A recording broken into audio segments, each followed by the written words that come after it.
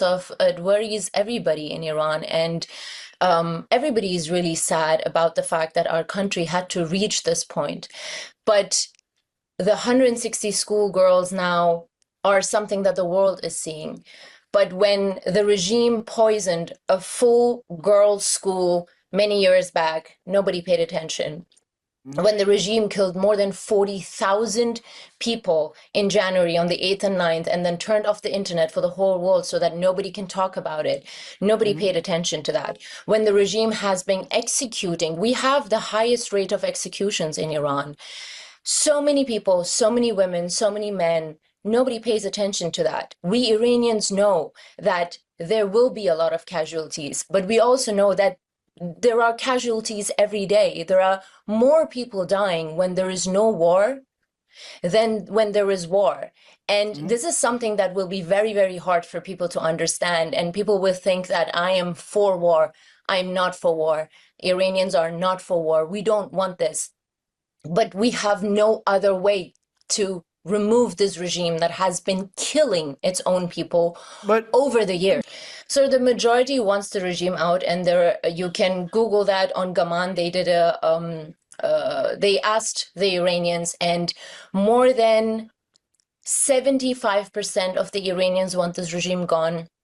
It's out there. Everybody can go check it out.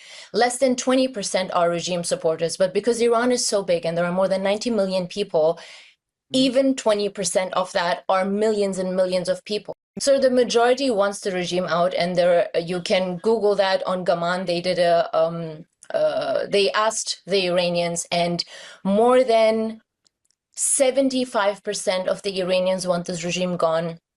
It's out there. Everybody can go check it out.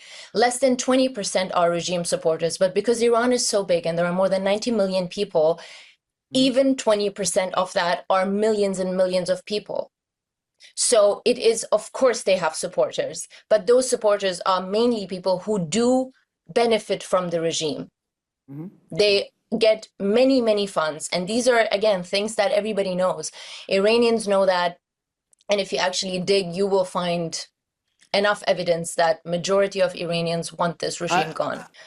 Of course, it is a source of anger, but what I really want to stress on is the fact that this is not only about women anymore. Our men are suffering too. People in Iran have no money to eat food anymore. People take out loans to buy eggs and chicken. The economy in Iran has become, and I can tell you that because my family lives there, because my friends live there, and the friends of my friends who are abroad live there as well.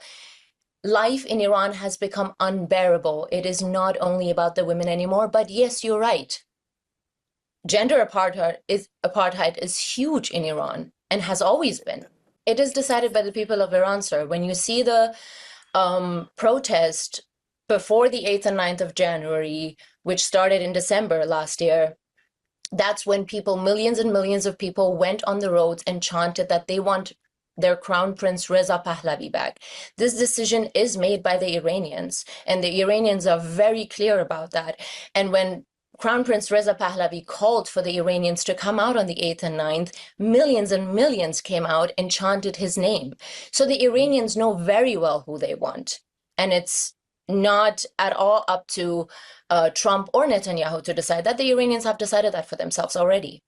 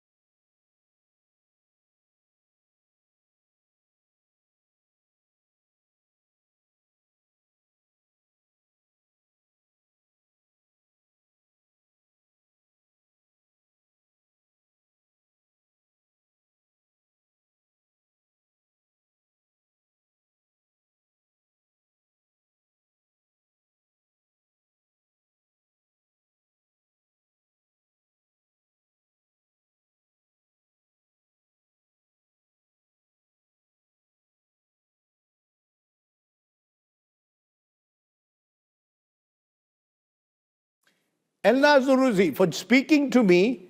I appreciate you joining me and giving us your viewpoint. One of the aims on News Today is to get as many diverse viewpoints here on the West Asia conflict. Thanks very much for joining us.